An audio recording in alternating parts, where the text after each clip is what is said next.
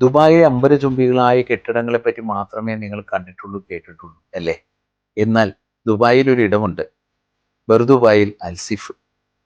അവിടെ Arabic traditional building ആണ് മുഴുവൻ അവിടെ ചെയ്തു വെച്ചിരിക്കുന്നത്. അത് റീക്രിയേറ്റ് ചെയ്തിരിക്കുകയാണ്. ഒരു കാലഘട്ടത്തിൽ അറബികളുടെ ആർക്കിടെക്ചർ ശൈലിയാണ് അവിടെ ചെയ്തിരിക്കുന്നത്.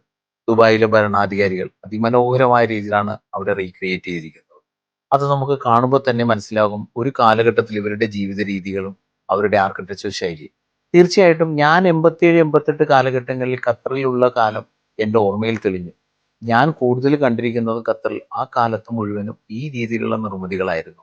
അതുകൊണ്ട് തന്നെ എനിക്ക് കണ്ടപ്പോൾ വളരെ അത്ഭുതവും വളരെ സന്തോഷവും തോന്നി.